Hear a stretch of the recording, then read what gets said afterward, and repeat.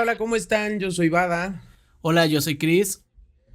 Bienvenidos a nuestro tercer episodio y hoy tenemos un invitado de lujo. Chris, por favor, haz los honores, ayúdanos a presentar a nuestro invitado del día de hoy. Pues efectivamente tenemos a un gran músico y también increíble persona y pues sería el padrino de los invitados, así que es una ocasión muy especial y bueno, tenemos aquí con nosotros al maestro Jorge Cárdenas, el cual es uno de los guitarristas más importantes del país. Últimamente pues se ha dado a conocer más su trabajo y bueno, también decidimos invitarlo precisamente para eso, porque toca increíble el maestro y creo que es hacerle justicia a lo que él hace. Maestro, bienvenido, gracias por aceptar la invitación.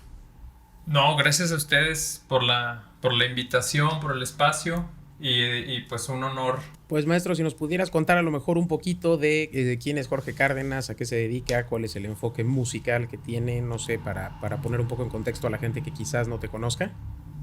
Sí, claro que sí. Pues digamos, yo soy un guitarrista que inició estudiando guitarra clásica, pero me fui al jazz en algún momento. Mi escuela, mi carrera como músico la inicié como guitarrista clásico realmente. Y siempre me gustó mucho la guitarra jazz, siempre me llamó mucho la atención, más que nada la armonía, los acordes, como esta armonía más complicada, ¿no? Y en algún momento fui pasando hacia el jazz, y hoy en día pues me dedico completamente a eso, me dedico a la guitarra jazz, al estudio de la guitarra jazz, a la divulgación y a la enseñanza con alumnos, en diferentes plataformas o con alumnos directamente. Eh, y en general eso es lo que he estado haciendo. Me gusta mucho la enseñanza, me gusta mucho estudiar, me gusta mucho el estar compartiendo cosas por ahí en redes sociales. Entonces, eso es más o menos el resumen, ¿no? Muy bien, maestro. A mí me gustaría preguntarle, ya nos dio esa breve introducción de lo que usted hace, pero me gustaría preguntarle cómo es que decide empezar a estudiar música y específicamente música clásica. Pues yo creo que como la mayoría de nosotros, de hecho escuché su podcast, el primer podcast, entonces vi por ahí cómo empezaron ustedes y cómo, de las familias y todo este asunto, ¿no? De cómo es difícil, ¿no? Para todos en un país donde no hay mucho conocimiento acerca de cómo es el trabajo de un músico realmente. Pero yo creo que fui en cierta forma afortunado porque pues mis papás nunca se opusieron realmente. Fue muy curioso porque yo estaba estudiando una carrera técnica en la Universidad de Guadalajara de diseño y construcción, porque yo iba a ser arquitecto, bueno, que mi plan era ser arquitecto. Y de pronto un día, y yo me llevaba la guitarra todos los días a la escuela, a la prepa. Me la llevaba para tocar. Había otros compañeros por ahí de otras carreras, de otros salones que tocaban también y pues nos poníamos a tocar.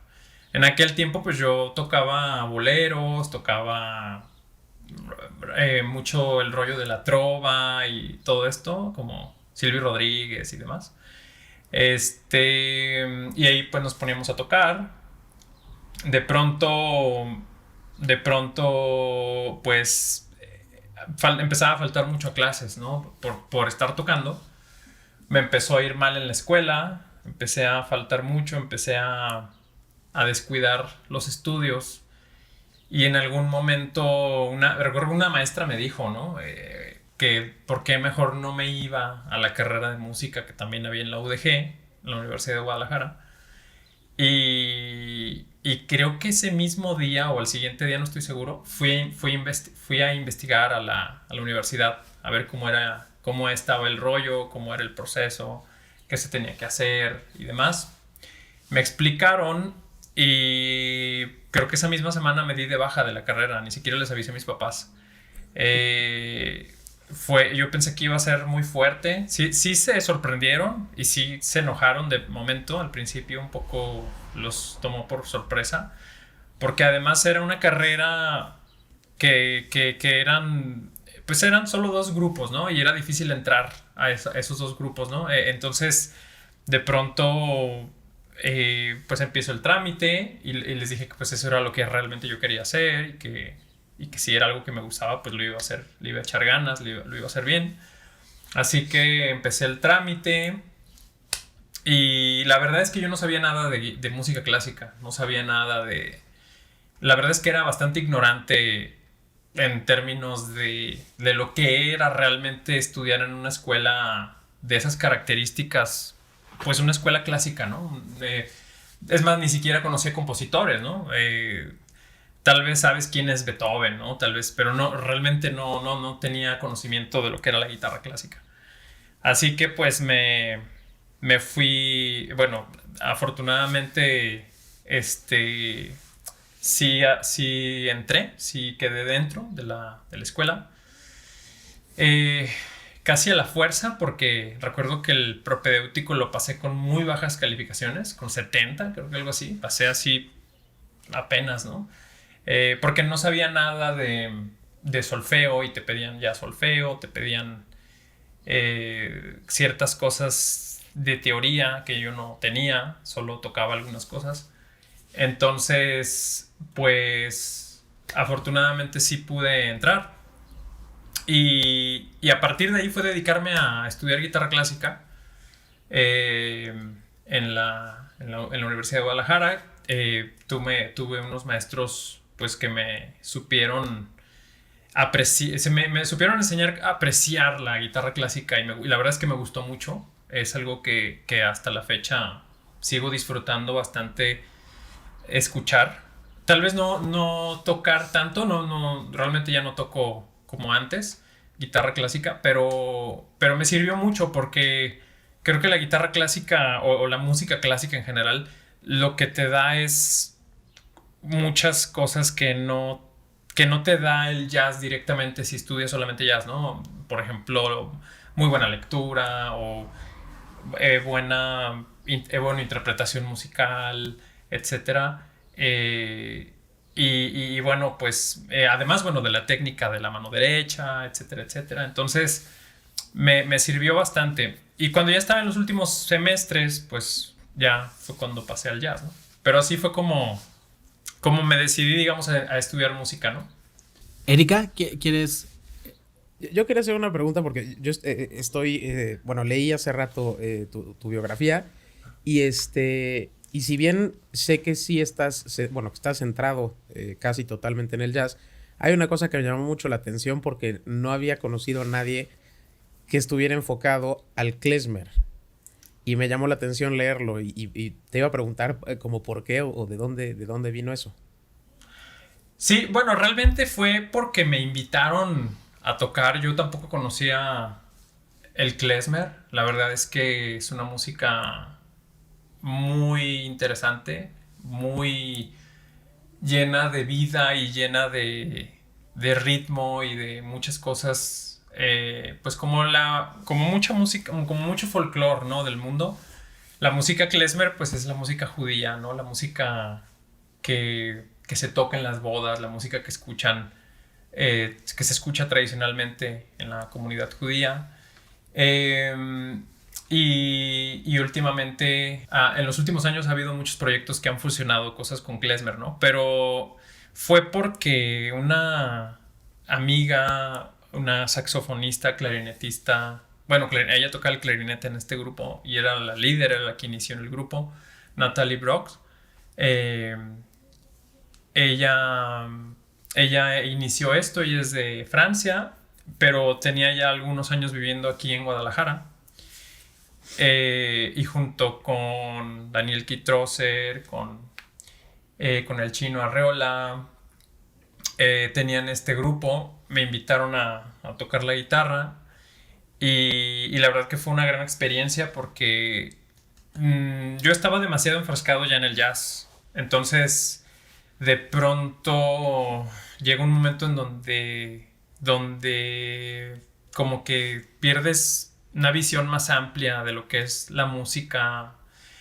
Y creo que la música popular, en cierta forma, te da esa posibilidad de ampliar tus posibilidades, tomar recursos de la misma música popular y valorarla, ¿no? De otra manera y darle otro enfoque en general a la música. Entonces fue una gran experiencia entrar al klezmer, una música muy, muy interesante que recomiendo mucho que escuchen. Y yo creo que estuve unos 3 años tocando klezmer, más o menos. Estuvimos tocando en festivales de jazz de México.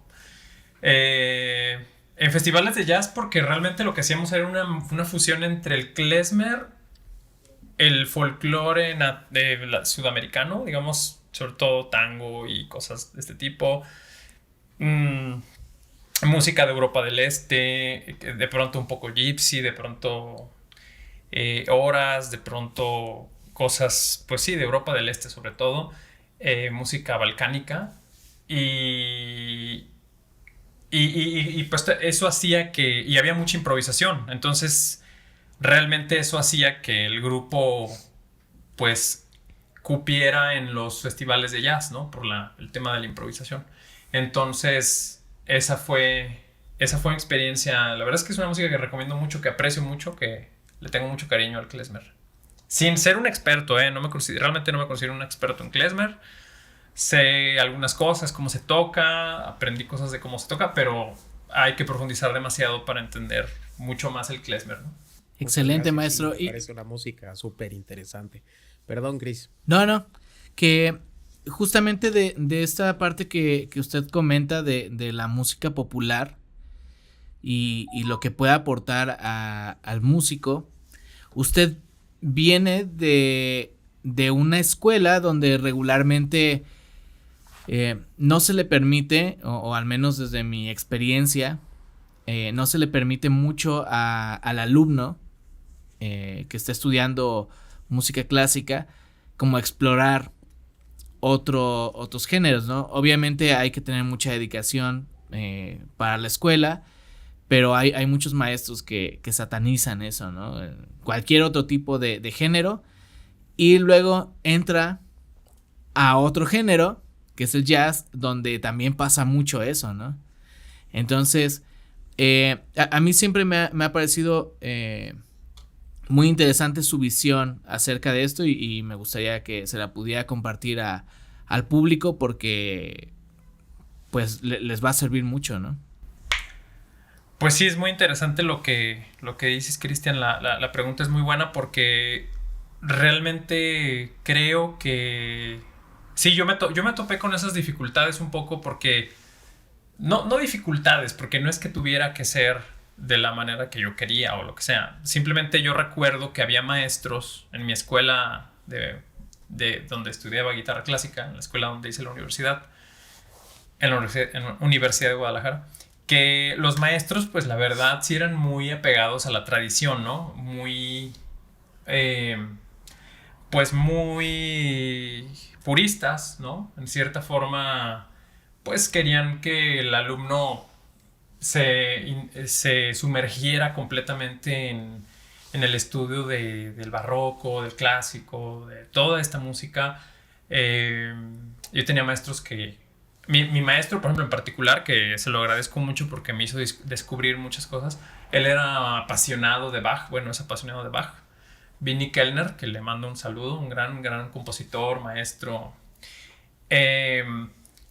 Y él es un apasionado del barroco y sobre todo de Bach. Entonces siempre me ponía cosas de él.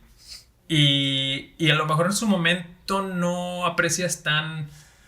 No tienes tanta no tienes como una verdadera forma de dimensionar lo importante que es toda esta música y la verdad se lo agradezco porque me hizo descubrir muchas cosas con el repertorio que me ayudó a tocar. Yo me gusta mucho Bach, otra vez sin ser un experto ni nada, pero toqué muchas cosas que tenía que tocar y que me gustó mucho tocarlas. Pero sí tenía de pronto otros maestros, muchos maestros que si les preguntabas por el jazz, como que no les gustaba, ¿no? Les incomodaba que se les preguntara. O siempre me acercaba y decía, oiga, esto maestro, este disco de jazz, o cómo se toca esto, no sé. Recuerdo mucho a un contrabajista, un profesor de contrabajo, que le pregunté por el walking bass, ¿no? Y no, eso no es música. O sea, una cosa así como realmente eso no tiene un valor artístico como si lo tiene la música académica, clásica y etcétera. Y sí te topas mucho con eso, realmente sí pasa. Sobre todo yo creo que en generaciones, pues, más de la vieja guardia, si lo podemos decir así. Eh, en generaciones más jóvenes, probablemente menos, un poco menos, pero aún así siempre hay gente que se cierra, ¿no? Más a todo esto. Y la realidad es que en todo el mundo, pues, sobre todo en países que van un poco más adelante, ¿no? Como en Estados Unidos, en Europa, ya es muy común que las universidades tengan un departamento de jazz y un departamento de clásico, ¿no? Eso lo vemos en prácticamente todas las universidades conocidas, ¿no? En la UCLA, en, no sé, Juilliard, en cualquier cantidad de escuelas que son conocidas. Hay un departamento de jazz y hay un departamento de música clásica, porque al final de cuentas creo que las dos escuelas que tienen suficiente historia, suficiente desarrollo pedagógico, académico, suficiente repertorio como para realmente generar una serie de estudios muy profundos, ¿no? Muy avanzados y muy prolongados, ¿no? Entonces, yo creo que son las dos bases, ¿no? Jazz y clásico siempre serán, creo, la base de mucha música, ¿no? Por ejemplo, no sé, es como lo que dice Joaquín Berendt en el libro del jazz. Joaquín Berendt decía que el jazz es un asunto de minorías porque, perdón, está sonando aquí algo. El jazz es un asunto de minorías porque ¿quién escucha jazz, no? Eso es lo que él decía en este libro, ya hace bastantes años, en los 50 creo que fue este libro. Y pues realmente lo que él decía era que bueno, el jazz es un asunto de minorías porque muy poca gente escucha jazz, pero quien defiende al jazz defiende a las mayorías porque el jazz es la música que más ha nutrido a la música popular y de consumo del siglo XX.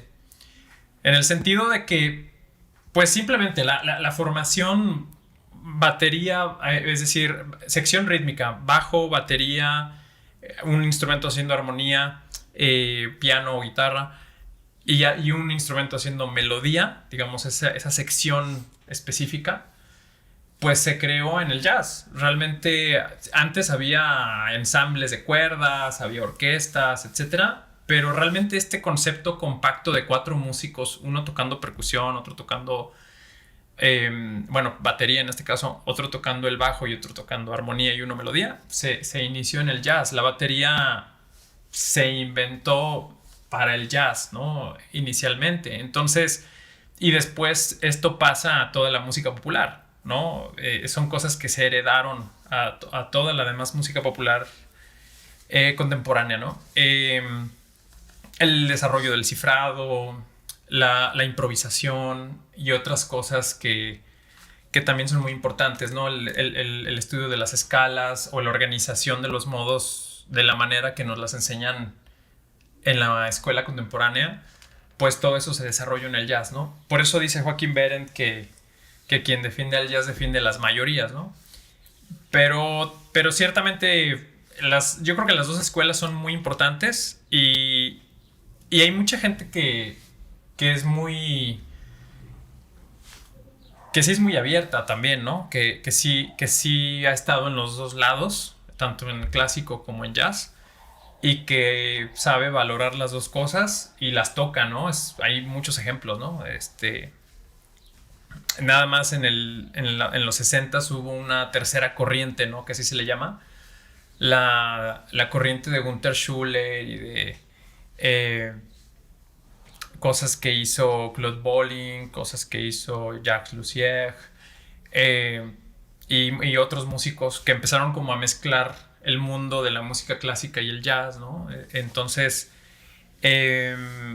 y actualmente hay muchos músicos, ¿no? Y me pasa mucho que es algo que hasta, no sé, inconscientemente hay muchos músicos que me gustan, que después investigo y me doy cuenta que estudiaron clásico también, ¿no? Tal vez porque percibo algo de eso, ¿no? Como esa interpretación musical. Es el caso a lo mejor de Bill Evans, por ejemplo. De Keith Richards, por ejemplo. De Keith Jarrett. ¿No? De Keith Jarrett. Ya me fui al clásico. Chicorea. Ya me fui a otro lado. De Keith Jarrett. Ajá. Él, por ejemplo, pues lo ves tocar igual Bach y grabó las variaciones Goldberg de Bach y toca jazz y improvisa y me gustan mucho esos músicos. No porque toquen clásico, sino porque tienen una interpretación diferente. Como que el clásico te da mucha sensibilidad en la interpretación y eso se nota cuando tocas.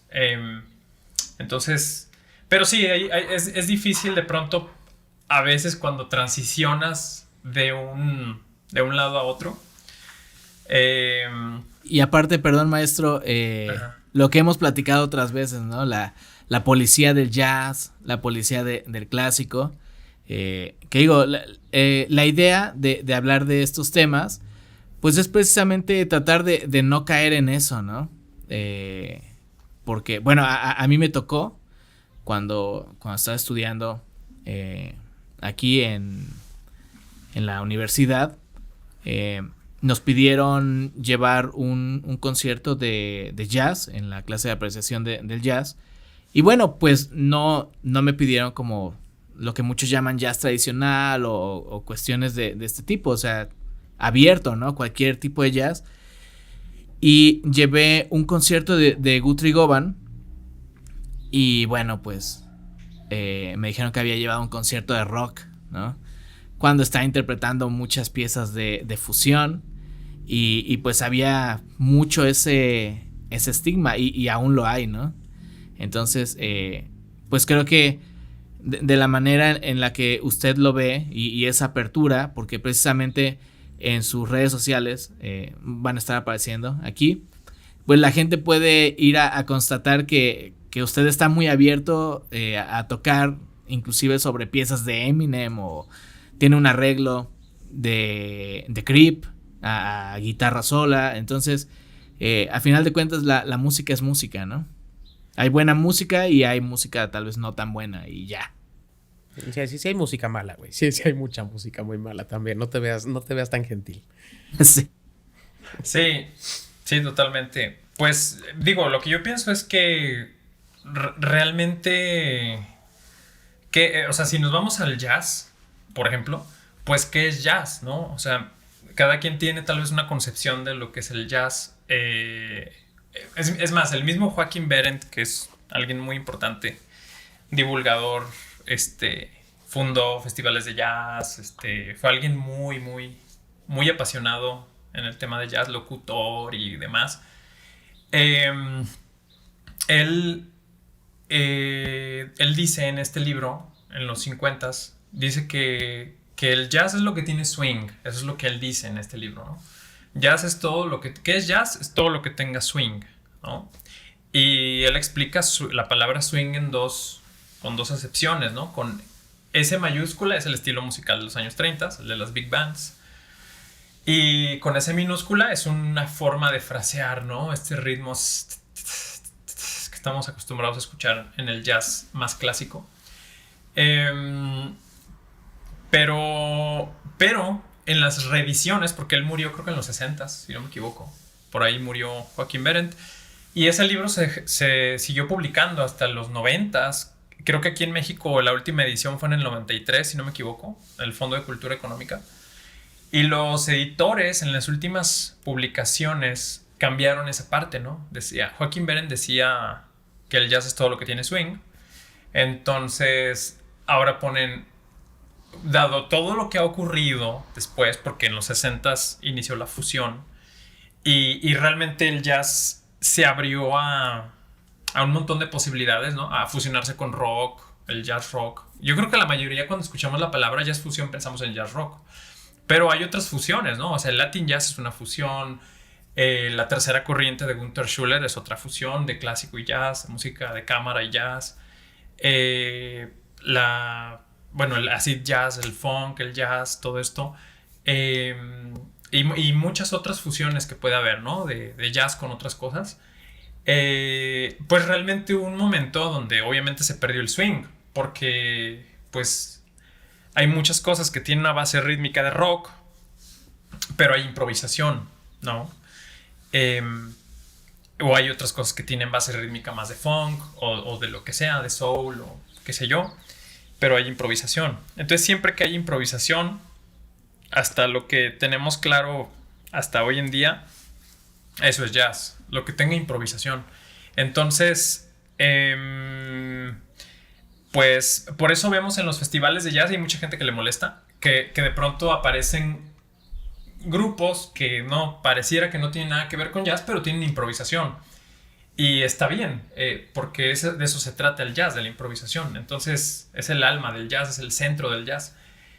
Pero claro, entiendo que haya músicos que sí tengan una concepción más limitada para ellos qué es exactamente jazz. Probablemente para algunos será... Cuando yo escucho, por ejemplo, que dicen jazz tradicional, que también es muy subjetivo, porque hay quienes han dicho que yo toco jazz tradicional, pero por ejemplo, para mí jazz tradicional es Nueva Orleans, ¿no? Eso es lo que yo entiendo como jazz tradicional. Yo no toco Nueva Orleans. No sé, para algunos el jazz es ese, para algunos el jazz es el bebop, para algunos el jazz es el jazz fusión. Entonces, pues realmente ahí es como someterlo a un juicio a lo mejor más abierto, ¿no? Realmente preguntarnos qué es jazz, y yo creo que la respuesta nos la puede dar la improvisación, ¿no? Hay un grupo que a mí me gusta mucho, que ya por ahí he hablado de él otras veces, pero el grupo de... se me fue el nombre de estos músicos daneses, suecos, no estoy seguro si son suecos o daneses. A ver si ahorita se me viene el nombre, perdón. Ellos suenan como Radiohead, pero tienen mucha improvisación, ¿no? Entonces... estoy tratando de recordar el nombre de este cuarteto. Este trío, es un trío. Bueno, a ver si ahorita se me viene el nombre. Es Björn Svensson. Exactamente, es Björn Svensson. Sí, tienes razón. No sé si lo pronuncié bien, perdonen si sí. Mi sueco no es el mejor. Es Björn Svensson, sí. Entonces ellos, cuando tú los escuchas, pues no suenan al jazz clásico que estamos acostumbrados, no tienen swing ni nada de eso. La armonía y la sensación que genera su música se parece más a Radiohead o a un grupo de estos, ¿no? Es como jazz progresivo. Es como progresivo, etcétera.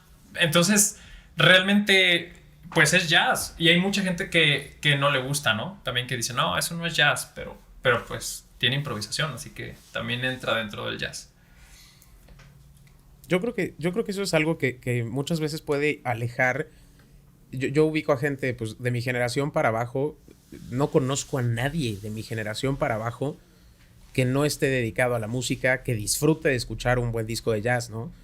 Y yo creo que, digo, no sé su opinión, pero yo creo que este rollo de ser tan purista y de querer dejar las cosas siempre como son, hace que la gente se aleje cada vez más de esto, ¿no? Porque como dices, ¿no? Yo sin saber mucho de jazz, nunca se me hubiera ocurrido esta concepción de que cualquier cosa que tenga improvisación puede ser jazz, y yo creo que eso abre las puertas a que más gente pueda escucharlo y aprender a disfrutarlo de otra manera y con otros conceptos. Me parece súper, digo, también estoy consciente de que no mucha gente quizás piensa como tú, maestro, pero creo que es una visión que abre puertas y me parece pues la manera adecuada de acercar a nuevas generaciones a algo tan importante como puede ser el jazz.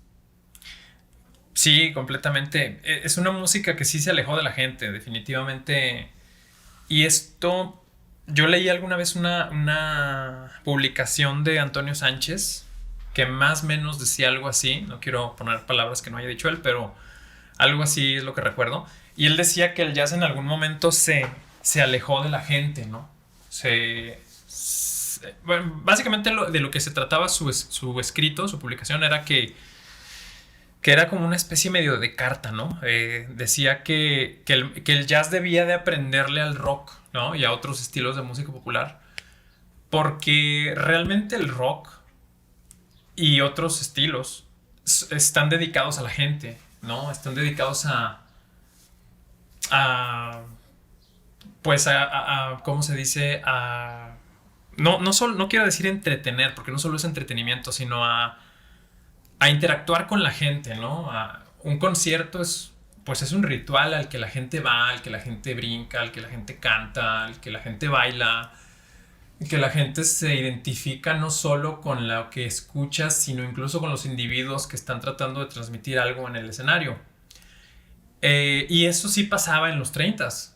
Es decir, en los años 30s el jazz llenaba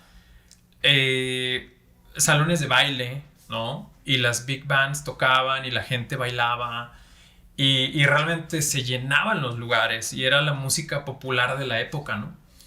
Y los cantantes eran conocidos, ¿no? Los cantantes de jazz en los 40s eran gente que el público, el gran público conocía. Era la música pop Era la música pop de la época. Todavía no existía el rock, todavía no existía nada de esto, ¿no? Obviamente. Pero sí hubo un momento donde el jazz se comienza a alejar de la música, de la gente, perdón. Y y eso es un poco lo que decía Antonio Sánchez, decía, el jazz empezó como a excluir a la gente, porque cada vez se volvió cada vez más académico y más académico y más complejo, que la gente normal, digamos, el público promedio, pues no tuvo forma de entenderlo, ¿no? De acercarse o hasta un poco miedo de acercarse al jazz, ¿no? Porque pareciera que el jazz era para músicos nada más o para intelectuales o qué sé yo, ¿no? Y ciertamente sí ves cómo hay grupos actuales que tocan increíble, son músicos con grandes capacidades impresionantes, ¿no?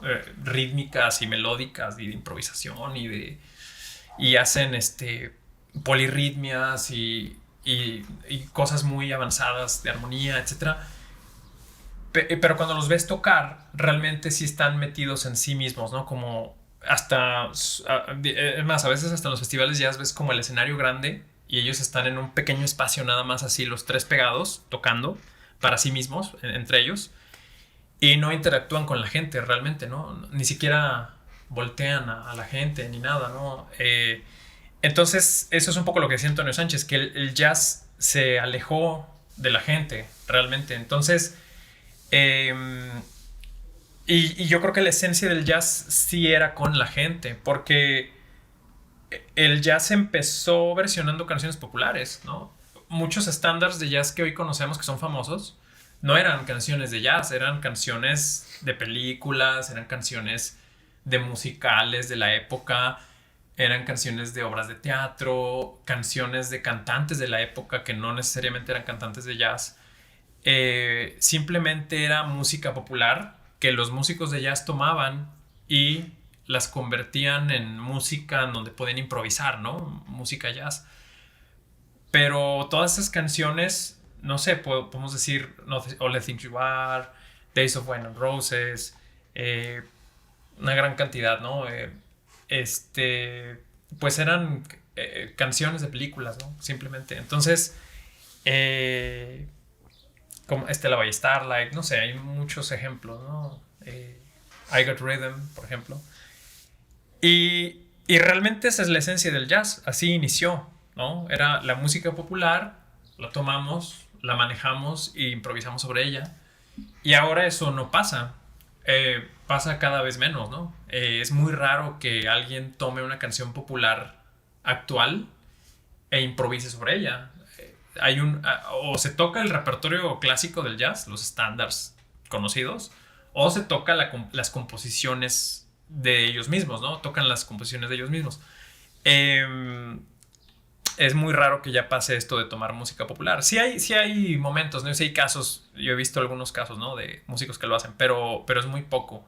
Pero sobre todo, perdón maestro, sobre todo pasa como para videos, ¿no? Para Instagram, para Facebook, pero ya en presentaciones sí, yo no recuerdo algún tema, no sé, ahorita se me viene a la mente George Benson, ¿no? Con Affirmation, que es de José Feliciano, y él la incluía en su repertorio, o sea, uno de los guitarristas más importantes de la historia del jazz, tocando un tema de José Feliciano, que pues nada que ver, ¿no?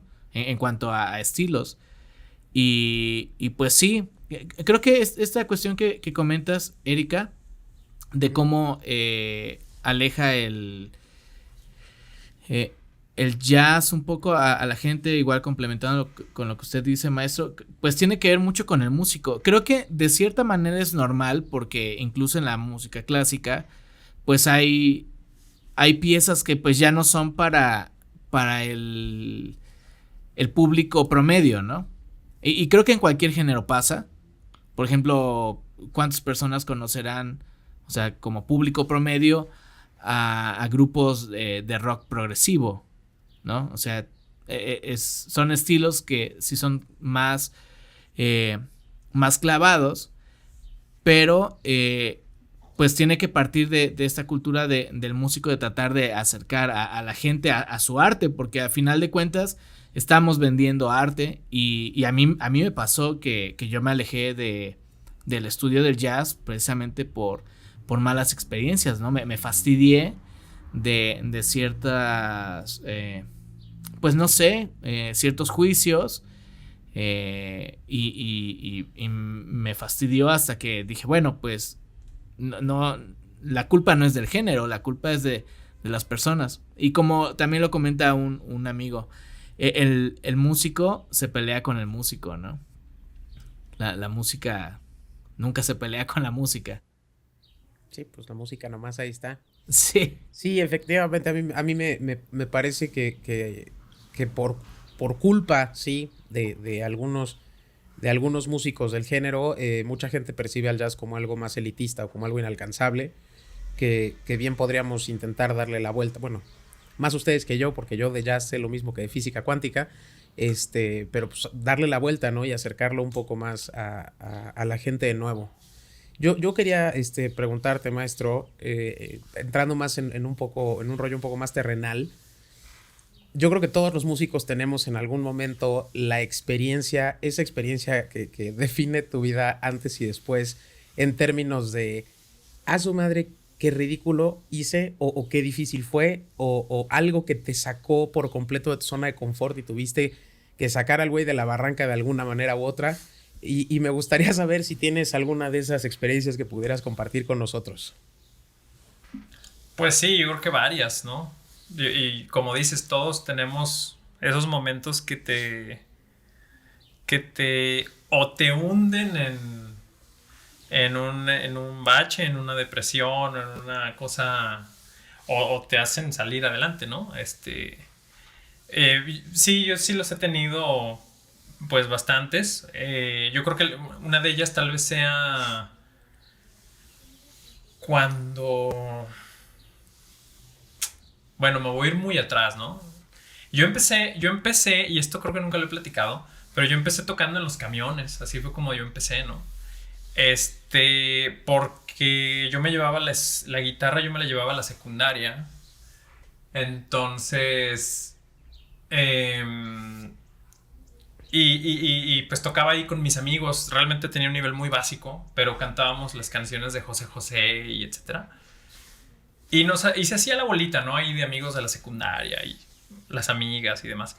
Y nos íbamos, un amigo y yo, que era con el que normalmente cantaba, él cantaba y yo tocaba, porque en aquel momento yo ni siquiera podía tocar al mismo tiempo y cantar, o sea, tenía un nivel realmente muy básico. Entonces él cantaba y yo tocaba. Y después ya los dos cantábamos y demás. Entonces él y yo, que vivíamos para un mismo para el mismo lugar, más o menos. Un día nos dijimos, bueno, pues, ¿por qué no nos vamos cantando en el camión, no? Para aprovechar y, pues, sacamos ahí unas monedas. Y esta primera vez yo creo que fue de esas que recuerdo, así, muy importantes, porque fue la primera vez que me enfrenté a un público, ¿no? Digo, porque por más que sea un camión, pues es un público, ¿no? La gente que está ahí sentada. Sí, entonces, claro. Pues fue ese uno de los momentos, porque me acuerdo que estábamos tan nerviosos que no pudimos hacerlo bien, ¿no? Él no sé, yo empecé a tocar y él no empezaba a cantar, entonces le daba más vueltas y luego cuando por fin empezó se nos olvidó la letra y creo que nos caímos, o sea, porque además no teníamos la técnica, porque tienes que hacer una técnica ahí, ¿no? De sí, claro. Cómo balancearte con el movimiento del camión. Porque digo, con todo respeto, pero sí manejan como cafres, sí. ¿No? No tenga respeto, maestro. Ahí sí no. Pero yo creo que esa fue la primera y sí la recuerdo con cierto cariño porque aunque parezca medio chistosa y básica, pero yo creo que todos los músicos tenemos una primera vez que nos enfrentamos a un público. Y esa primera vez suele ser muy, muy difícil. Y yo creo que las demás creo que han sido así, las demás creo que siempre han sido así, porque la siguiente creo que fue, después de eso estuve en una rondalla tocando serenatas, entonces creo que tocamos en la radio y me tocó decir un poema así en la radio, un poema así super cursi, y también fue como, aunque nadie estaba en la cabina, pero yo sentí mucho nervio, ¿no? De que yo pensaba que todo el mundo me iba a escuchar. Y así han sido todas, ¿no? La primera vez que toqué en una jam session, también me puse muy nervioso y creo que no lo hice bien. La primera vez que me presenté en un escenario ya con mucha gente, en un festival de jazz. Yo creo que las primeras veces que me he enfrentado a un público diferente, ¿no? O de mayor magnitud cada vez, esos han sido los momentos de quiebre, ¿no? Así que creo que forjan tu carácter de alguna manera. Sí, ahorita me estaba acordando justamente de cuando dijiste la del camión, porque a mí me pasó la primera vez que toqué en un bar y toqué por invitación de la que era mi maestra de canto que tocaba en ese bar. Y acabó su set y dijo, pues les quiero presentar a mi alumna de guitarra y canto y no sé qué, y bla, bla, y sin avisarme antes, ¿no? Y entonces le quitó la guitarra al que iba después de ella, me la dio y me dijo, órale vas, ¿no? Pero yo también tenía el nivel más básico que el tuyo del camión, bueno, ese venía manejando yo. Y era una canción que se llama Antes, de Obi Bermúdez, la que yo tenía preparada porque la iba a cantar en el festival de la escuela. Pero la canción llevaba, en mi falta de conocimiento, llevaba un capo. Yo no sabía transportar notas sin un capo, ¿no? Entonces le digo al güey ¿no? Préstame tu capo. Y pues se atacó de la risa y me dijo, yo no uso capo, mi reina, yo transporto las canciones, ¿no? Y entonces empecé a entrar en pánico y acabé tocando la canción medio tono abajo, cantándola medio tono arriba. O sea, a la mitad de la canción yo veía la cara de mi maestra de canto así, ¿qué está haciendo esta estúpida, no? Me bajé de ahí, sí fue un shock horrible, ¿no? No quise subirme a un escenario creo que en meses y sí, hay una Erika antes de ese bar y una Erika después de ese bar, ¿no? Y creo que es muy enriquecedor y a veces el contarlo a la gente y que se den cuenta de que, digo, yo no soy una música prodigiosa, ustedes son más músicos prodigiosos que yo, pero que la gente se dé cuenta de que también fuimos los chamacos idiotas que hicieron el ridículo y que no nacimos con habilidades musicales, ¿no? Y eso refresca un poco. Es que sí, es fundamental, ¿no? Que sucedan ese tipo de cuestiones porque, pues como lo dice el maestro, eso va forjando el carácter. Y justamente en los episodios anteriores yo he comentado que la música no es para todos, pero precisamente porque no todos aguantan eso. O sea, no sé, yo creo que son innumerables las veces en las que nos hemos sentido así. El fracaso musical. Sí, y es que yo no sé, a mí me gustaría que lo pusieran en los comentarios para los que no se dedican 100% a la música, pero ¿cómo ellos perciben el fracaso?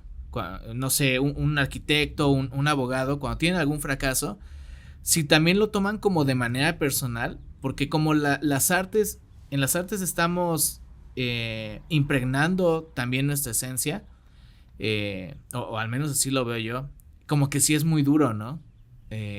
Pensamos que es una cuestión personal, a veces la crítica, y hay muchos que... Ajá. Hay un escenario, o sea, estás con un chorro de gente, a lo mejor si la riegas y pones la tuerca que no iba en la máquina, pues te están viendo 4 o 5 obreros, pero no te están viendo 25 carnales en un camión. Entonces sí es un poco más público el fracaso de un músico que el de muchas otras profesiones, creo yo. Sí, pues creo que, es decir, digo, obviamente todo tiene su magnitud, ¿no? Digo, un fracaso bueno, un error más bien en música, pues no es algo grave, realmente, ¿no? Nos sentimos muy incómodos en su momento y nos deprimimos, ¿no? Cuando hacemos mal, cantamos desafinados o tocamos erróneamente algo, un acorde, una melodía. Pero realmente, más allá de la crítica, no pasa nada, ¿no? No afectamos a nadie. Un error de un arquitecto, un doctor, pues sí puede afectar a alguien, ¿no? Digo, no estoy tratando a lo mejor de decir que o de menospreciar la carrera del músico, pero en cierta forma, no, nuestros errores, digamos, no son de una magnitud a lo mejor tan fuerte como en otras carreras, pero sí creo que el fracaso, yo creo que esto aplica para cualquier carrera, no solo para música, más que el hecho en sí, el fracaso es no poder aprender del error que tuviste, ¿no? Es decir, saber que te equivocaste y no aceptarlo, saber que te equivocaste y no seguir adelante y no tratar de trabajar en eso y no corregirlo. No aprender de tus errores, creo que ese es el fracaso real, ¿no? Es decir, cada vez que te equivocas es una lección y tienes que aprender algo de eso y tratar de crecer, ¿no? Yo creo que todos hemos hecho etiquetas en diferentes momentos, juicios y prejuicios también, de músicos que conocimos en diferentes épocas, y siempre hay esas etiquetas que las escuchas. Yo las he escuchado, ¿no? Por parte de muchos músicos. No solamente, no hacia mí directamente, hacia cualquier músico, ¿no? O a mí o a cualquier músico puede ser. Cuando dicen, no, es que tal músico está bien bola, ¿no? O no sabe, o no tiene buen ritmo, o no improvisa bien, o no toca bien la armonía, o no sabe acordes, o lo que sea. Puede ser cualquier cosa. Y la verdad es que como yo lo veo, es que es un proceso lineal, ¿no? En el que yo asumo que todos estamos aprendiendo. Entonces, si me encontré con alguien en el pasado que yo no hice bien algo, después de eso yo estuve trabajando en mejorar en eso, ¿no?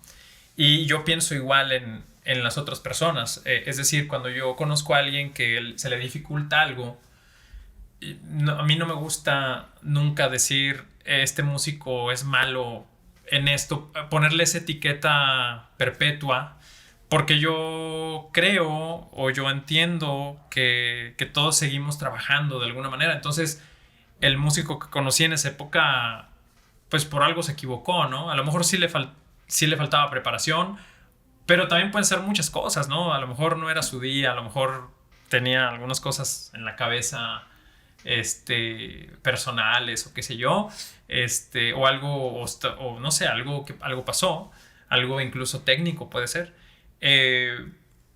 y no sé, son cosas que pueden pasar, ¿no?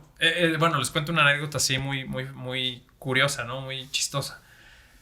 Una vez en un musical que yo estaba participando, un musical donde había una parte donde yo tenía que hacer un solo de rock. Y justo en el solo, yo todo el musical llevaba guitarra en clean, ¿no? delays y reverb, y etcétera. Pero no tenía distorsiones, ni overdrive, ni nada. Pero solamente en una parte, en el solo, ahí sí tenía que meter una distorsión, y era un solo así súper hard rock, ¿no? Estilo así, no sé, como Slash, algo así, ¿no? Muy pentoso, ¿no? Y todas las presentaciones estuvo bien. La verdad es que sonó bien en todas las presentaciones. Y hubo una en particular donde, por un error técnico, no sé qué hice, si pisé otro pedal, no sé qué pasó. Pero el caso es que entro al solo y era un solo así que tenía que entrar con mucha fuerza en un bending así, rasgando todas las cuerdas y que sonara así la nota extendida, la nota larga. Y no lo activé y sonó el clean y sonó una guitarra así súper delgadita, ¿no? Horrible. Entonces yo nomás volteaba al productor y el productor dice así como que... Pero todas las demás presentaciones había sonado bien. Nada más esa vez. Entonces yo lo que pienso es... La gente que fue ese día, yo creo que se llevó una imagen del guitarrista. Qué mal guitarrista, ¿no? O sea, qué pésimo guitarrista. Entonces, ese tipo de cosas pasan, ¿no? Y a veces creo que por una vez que conocemos a alguien, a veces podemos darle una etiqueta de mal músico o de alguien no tan preparado o no tan capaz, que a lo mejor no es tan real, ¿no? Todos llevamos un proceso y todos nos equivocamos, esa es la realidad. Entonces, eso, ¿no? Yo asumo que todos seguimos trabajando en nosotros mismos, en mejorar, ¿no? Muy bien, Chris, no sé si tengas otra pregunta.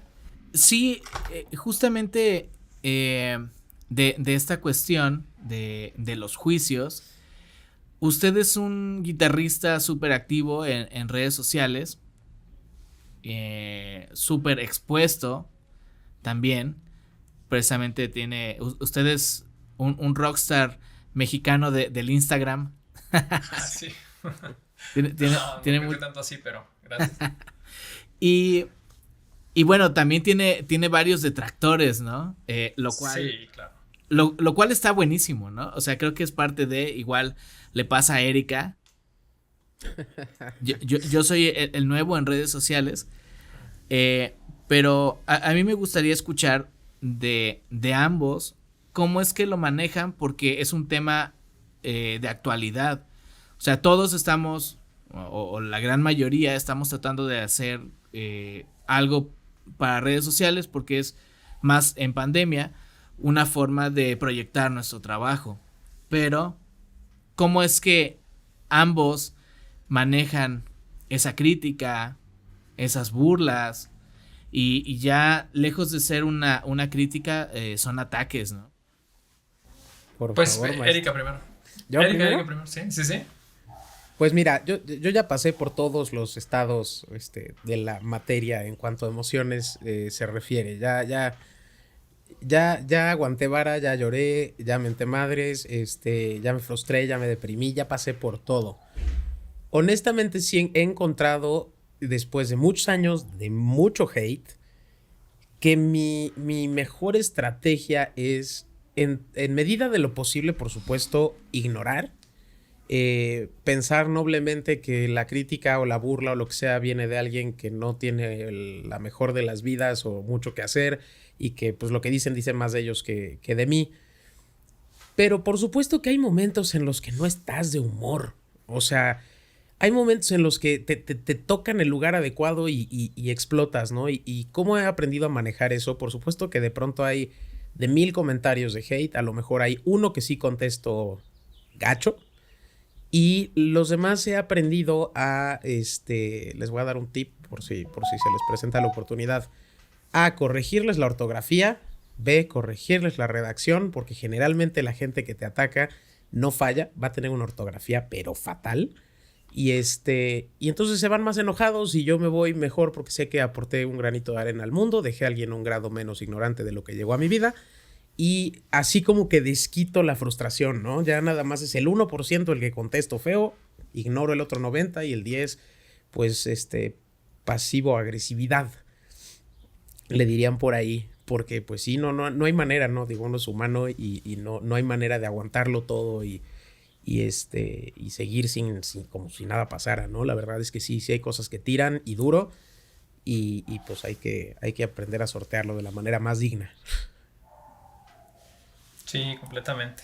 Bueno, yo soy amado y sensual suscriptor de Erika. Ay, eso me calienta el corazón. No, es un muy, muy buen canal, Erika. La verdad es que muy buenos videos. Todo lo que haces está muy bien hecho.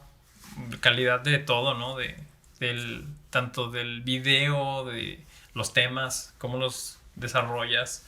Muchas gracias. Y me gusta mucho tu canal. La verdad es que admiro mucho tu trabajo.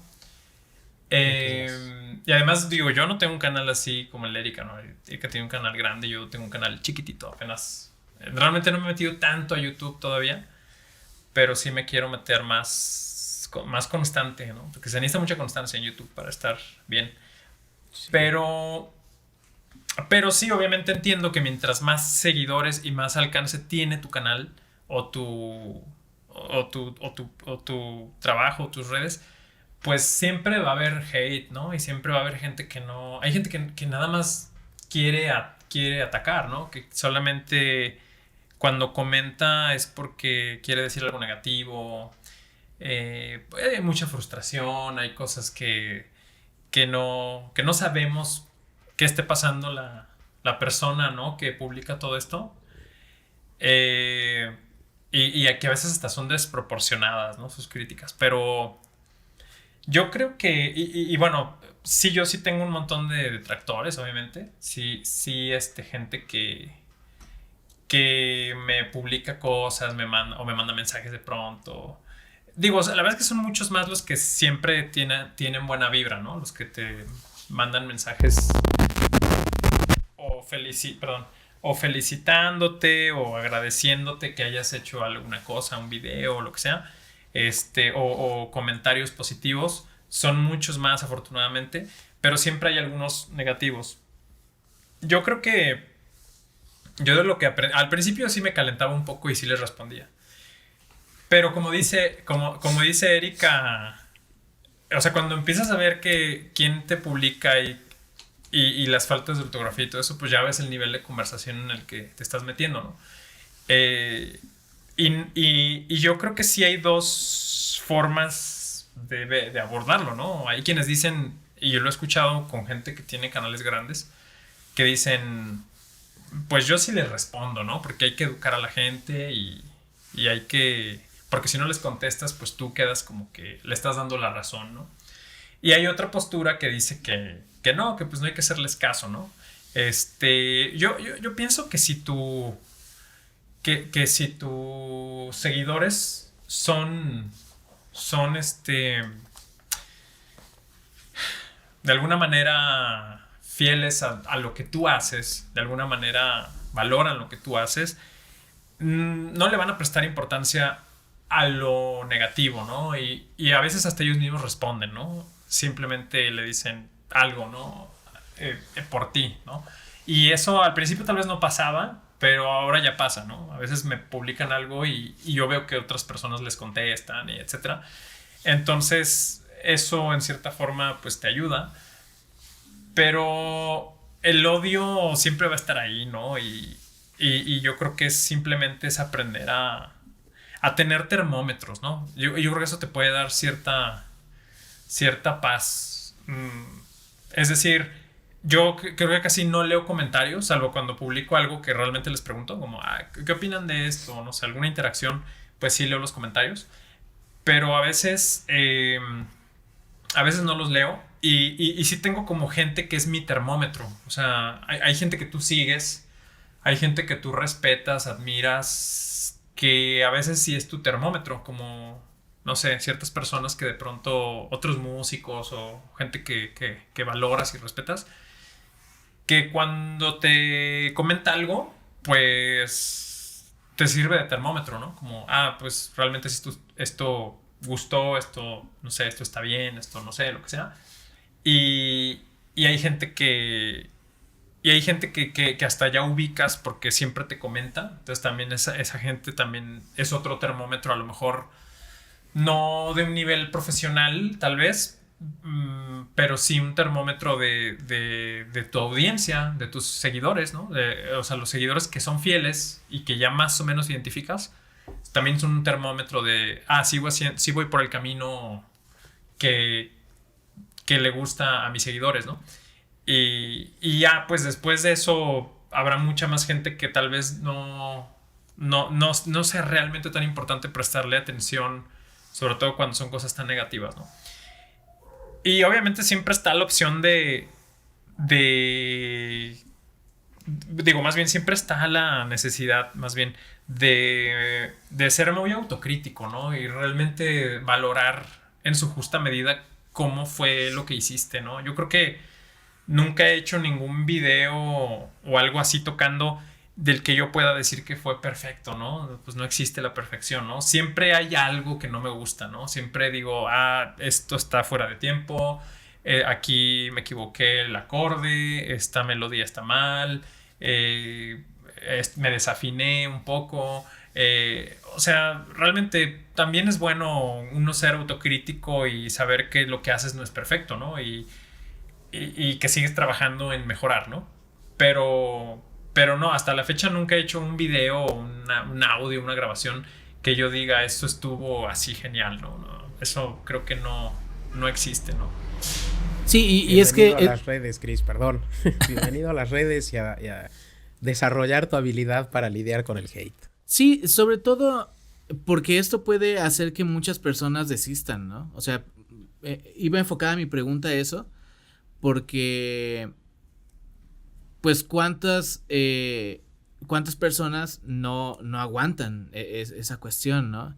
Entonces sí, quienes le vayan a entrar a eso, yo estoy muy consciente de esa parte ahorita que estamos haciendo el podcast, y pues aquí la rockstar es Erika, y yo soy su humilde servidor, y pues bueno, me tocará, ¿no? También, creo que es parte de... Mira, cuando entiendes, tip rápido para la gente, cuando entiendes que por lo menos en YouTube puedes bloquear ciertas palabras, ya sabes, si te choca que te digan 4 ojos, puedes bloquear esas palabras de los comentarios, es un paso adelante hacia tu éxito personal. Cuando entiendes que además las tienes que escribir de las 80 veces que las escriben mal, con todas las faltas de ortografía que pueden cometer, eso es otro paso a tu crecimiento espiritual, porque te das cuenta de que si te dicen vete a la jerga, lo escriben o con B grande y Z y H y S y demás, y entonces pones todas las variantes y te enteras de la mitad de lo que están diciendo. Entonces, eso también ayuda bastante a mantener tu sanidad. Sí, y lo cual yo, por ejemplo, pues no tengo miedo de ello. Sé que obviamente al estar haciendo un podcast y dar mi opinión de temas, como por ejemplo esto de la policía del jazz, puede crear cierta polémica para algunas personas, les puede quedar el saco, pero ni hablar, ¿no? O sea, es lo que pienso, pero sí, hay como lo comentan, a veces comentarios desproporcionados, ¿no? Ojalá te mueras, o cosas así, y bueno, pues definitivamente eso, digamos, ayuda al algoritmo también, se agradece que comenten, porque le da movimiento a lo que estemos haciendo, pero sí para las personas que, pues que tengan claro eso y no se agüiten, ¿no? O sea, sigan trabajando y sí prestar atención como a ciertos comentarios de personas específicas, y ese puede ser un punto de referencia, ¿no? O sea, a mí me pasa que últimamente ya no he subido videos tocando, pero cuando subo algo tocando y me comenta, no sé, un Homero Villarreal que le manda un saludo, o no sé, si usted le da like a mi video, es como, ok, no ando tan perdido, ¿no? Entonces ese tipo de cuestiones, no es que también que la gente no se vaya al extremo, ok, ya Jorge Cárdenas me dio like, entonces... soy un dios. Sí, soy un dios Sí. de la música, ¿no? Es como, ok, alguien que es un gran músico te está diciendo, vas bien, síguele echando ganas, y hay mucho por mejorar siempre, ¿no? Sí, exacto. Pues Sí, yo eso me diría, refería con los termómetros. Ujú. sí, sí, sí, definitivamente hay gente que importa lo que diga y que te llena más para bien o para mal, pero te hace crecer y no nada más te tira la lona. Yo quería nada más hacer una última pregunta, bueno, última, yo no sé si Chris después quiere hacer más, pero así como la experiencia humillante que ya compartimos, no sé si haya algún momento, maestro, al que quisieras regresar, así ese momento en el que dices, creo que nunca había sido tan feliz en cuanto, por lo menos en cuanto a escenarios y a música, algo que te haya marcado para bien en el que hayas dicho, creo que o lo estoy haciendo bien, o si es lo mío, o qué toquín más fregón, o qué pasó ahí en alguna anécdota, pues ya del lado positivo. Pues es más difícil, creo que Sí, o sea, definitivamente. pensar un momento, pero yo creo que, yo creo que cuando, yo creo que cuando conocí a Julian Lash es un guitarrista que yo admiro mucho. Es joven, debe tener unos, es más joven que yo, ¿no? O sea, debe tener unos 32, 34, no sé cuántos años tenga realmente. Es un chavito. Pero sí, sí, es joven. Es joven, es joven. Unos 4 años más joven que yo, ¿no? Pero realmente él sí es un genio musical, ¿no? O sea, Julian Lash es un músico, es un prodigio, ¿no? Es un chavo que les recomiendo, quienes no lo han escuchado, escúchenlo. Él empezó muy, muy chico, ¿no? A los 6 años, algo así. No sé qué edad empezó a tocar guitarra, pero incluso hay un documental, ¿no? Que se llama Julian at AIDS. Eh, y es o sea, un niño que tocaba la guitarra muy bien desde muy chiquito y tocaba Bach, barroco y tocaba blues y tocaba... Pero fraseaba como grande, ¿no? De hecho hay un video en YouTube donde si le ponen Julian Lash, Carlos Santana, y salen en un escenario, ¿no? El niñito así con su Stratocaster, así fraseando con su pentatónica unas frases de blues como si fuera un músico ya grande, ¿no? O sea, con respiraciones y con fraseos así muy profundos, un niño con un superdotado, ¿no? Y se dio a conocer mucho cuando participó en unos Grammys, en una entrega de los Grammys en Estados Unidos, que salieron varios niños como entre los 10 y los 15 años más o menos, tocando, uno tocaba el piano, una niña tocaba violín, otro niño tocaba batería, y otro piano, y el bajista, contrabajista, y la guitarra, y empezaron tocando un jazz, un blues, una cosa así. Y ahí como que llamó mucho la atención Julian Lash, ¿no? Y hasta la fecha sigue teniendo una carrera muy activa, es un músico muy, muy, muy exitoso. Y yo recuerdo que en su momento, cuando tú eres joven, bueno, me refiero cuando estás empezando, ¿no? Bueno, en mi caso, a mis 20 años, cuando me estaba empezando a introducir en todo esto. Y pues sigues a toda la gente, ¿no? Que está alrededor, que sabes que es importante en la escena, en este caso en México o en mi misma ciudad. Ah, Como que pianistas, guitarristas, músicos de jazz que yo admiraba. Bueno, sí admiro, a muchos los sigo admirando, incluso algunos son mis amigos ahora, ¿no? Pero, pero como que tú tienes sientes un respeto por ellos, sientes una admiración, que, porque tú anhelas en algún momento tener su nivel, ¿no? Su nivel técnico, su nivel de ejecución. Y recuerdo haberme acercado muchas veces a algunos de ellos y sentir como un desprecio, ¿no? Como una barrera, como tú eres principiante y yo ya estoy en otro nivel, ¿no? Y eso en cierta forma pues te desmotiva, te lastima, te deprime un poco, ¿no? Porque para ti son como héroes, realmente, ¿no? O sea, muchos músicos que yo escuchaba o que había ido a algún lugar de jazz a escucharlos, o incluso en las grabaciones que hay, ¿no? Que en el 5, que en en diferentes foros o lo que sea. Y que algunos tuve oportunidad de acercármeles. Y eso como que siempre me tuvo así muy, muy, un poco decepcionado en ese sentido. Y creo que en algún momento bueno, vino Julian Lash con Gary Burton. Y toda la gente todo el público estaba adelante. Todo el público estaba viendo una big band que estaba tocando. Y yo me fui atrás a donde estaban los camerinos. No había nadie. Solo estaban las carpas y donde estaban los músicos. A ver si veía a Julian Lash. Y recuerdo que cuando lo vi le grité. Como adolescente que ve a Ricky Martin, ¿no? Por primera vez. Fangirl.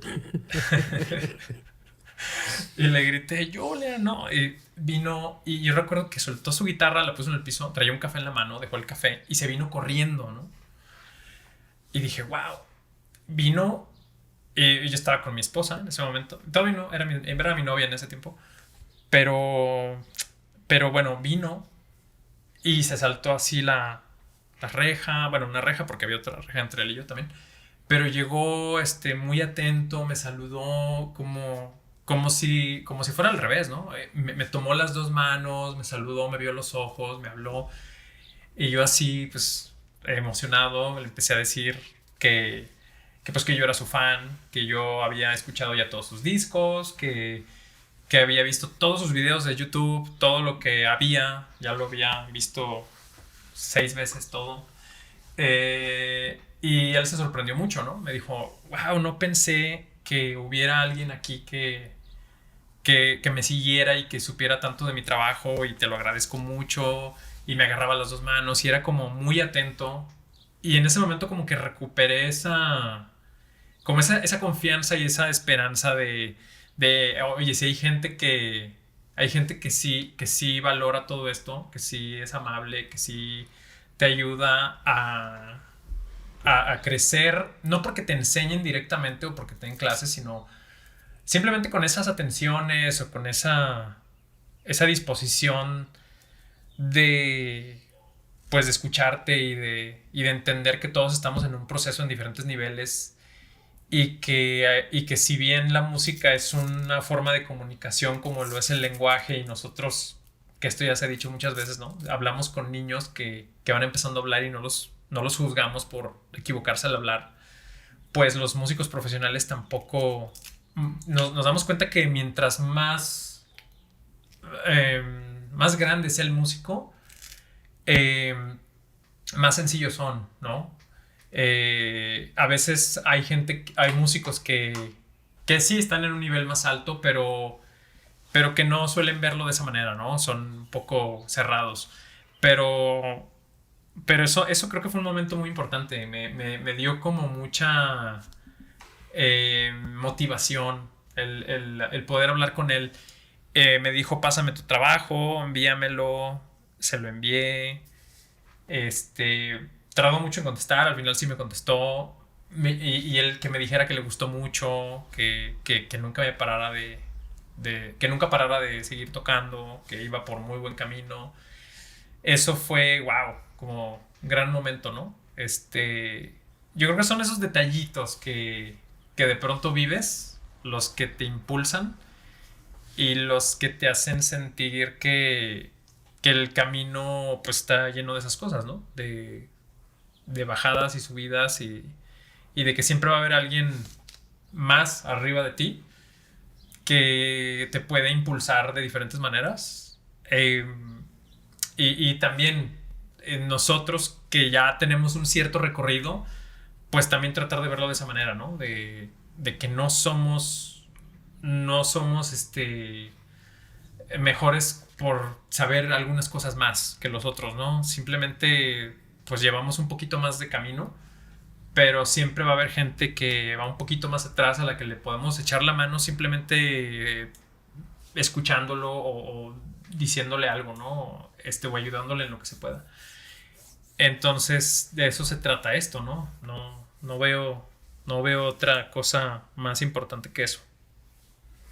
Pues muchas gracias por compartir tu momento. La verdad es que sí suena emotivo y fue bonito escucharlo.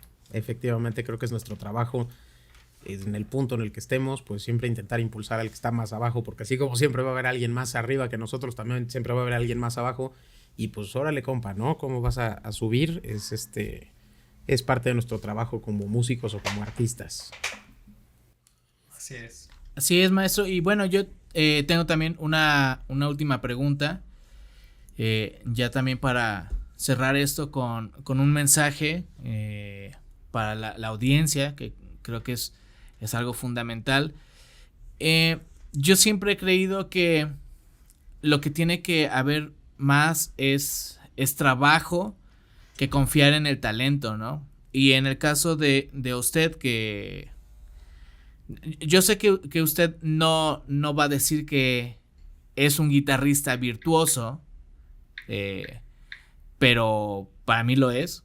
O sea, lo que hace está increíble. Y bueno, mucha gente va a decir, bueno, pues es que él nació con esa habilidad.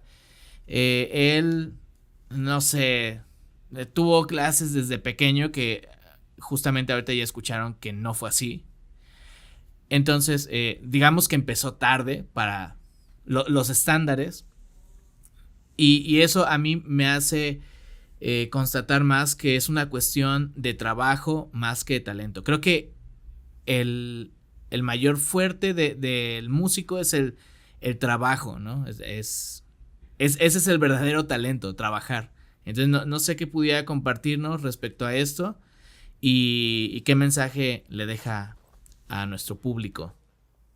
Sí, pues esa pregunta es muy buena porque yo creo que sí tiene una parte de importancia el talento, pero el talento solo es algo que ayuda precisamente cuando hay trabajo detrás, ¿no? Es decir,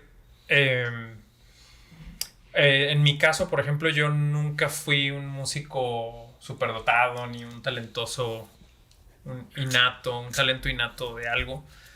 Realmente creo que siempre me ha costado trabajo en la música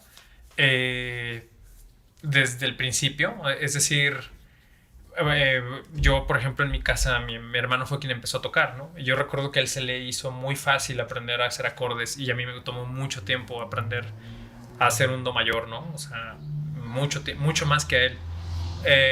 Él finalmente no se dedicó a la música, yo sí, pero como que siempre me costó trabajo, casi todo, ¿no? En la escuela, cuando entré, ya les decía al principio, entré casi a la fuerza, porque pasé así con un 70 porque me fue el propedéutico para entrar, porque no sabía nada de solfeo y me costaba mucho trabajo el solfeo.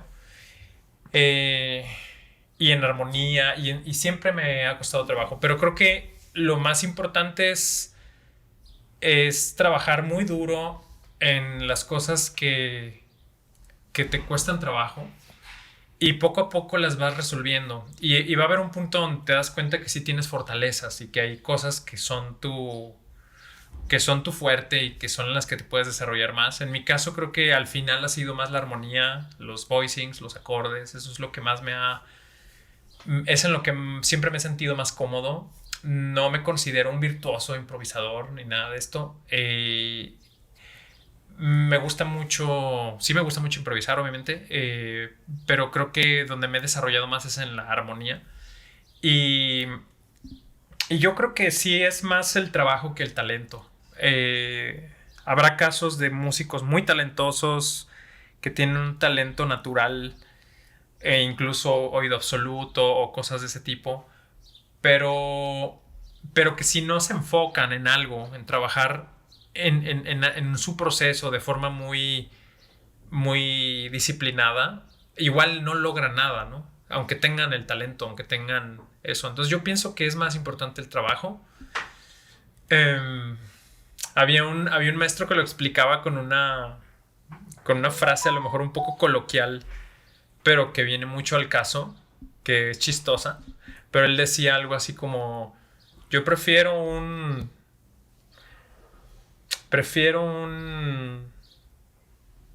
Bueno, lo voy a decir como él lo dijo, ¿no? Él decía, prefiero un pendejo estudioso que un huevón talentoso, ¿no? Es decir, digo, no sé si es un poco fuerte la palabra, pero... Así se va a llamar el podcast. Así se llama el podcast. Ah, bueno.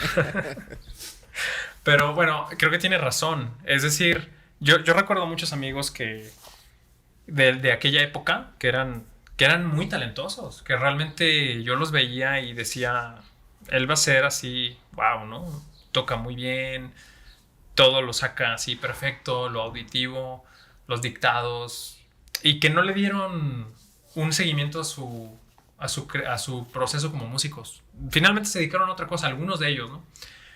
Otros no, pero sí, algunos de ellos se dedican ya a otra cosa, ¿no? No a música. Y por otro lado, también tenía amigos como yo que no teníamos tanta habilidad o tanto talento y que a base de trabajo le seguimos de alguna manera y podemos lograr algunas cosas, ¿no?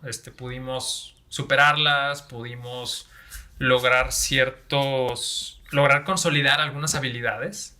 Cada músico pues tendrá sus habilidades muy particulares y yo creo que eso es lo bonito de la música también, que hay especialidades. Hay atrilistas, hay excelentes lectores de orquesta y de todo. Bueno, un poco lo que hablaron en el podcast pasado, ¿no? De los diferentes campos de trabajo que tiene un músico. Y cada quien va reconociendo cuáles son sus habilidades y cuando las reconoces y las explotas, te enfocas en ellas, pues puedes lograr cada vez cosas mejores. Y a la vez, pues tratar de ir trabajando otras en las que no eres tan bueno, ¿no? Nunca está de más mejorar en otras áreas en las que no eres tan bueno. Pero yo sí diría que es más yo diría que sí es más el estudio y el trabajo que hacemos que el talento. Excelente, maestro. Pues muchas gracias por estar aquí con nosotros, por compartirnos todas esas experiencias. Me siento halagado de que haya compartido varias anécdotas que nunca había dicho. Y bueno, pues Erika, también muchas gracias. Pues igual, ¿no? Pues gracias a ustedes dos. Muchas gracias, maestro, por estar aquí con nosotros. Nos la pasamos muy bien. Y bueno, va a estar apareciendo las redes sociales de el maestro Jorge Cárdenas aquí abajo para que vayan y se suscriban a su YouTube y a Instagram y a todas estas cosas que de pronto se me olvidan porque tengo 80 años. No sé si alguien más tenga algo que agregar. No, pues yo agradecerles a los dos por la invitación y desearles mucho éxito en este proyecto que están empezando, el podcast, que tengan mucho éxito y que sigan teniendo muchos invitados y muchos programas que tienen mucha calidad. Muchas gracias. Definitivamente un super padrino para este episodio. Pues Cris, nos despedimos. Así es, nos vemos la próxima semana y gracias a todos por escucharnos y vernos. Gracias, maestro, un abrazo. Gracias, Erika, gracias, Cristian. Bye.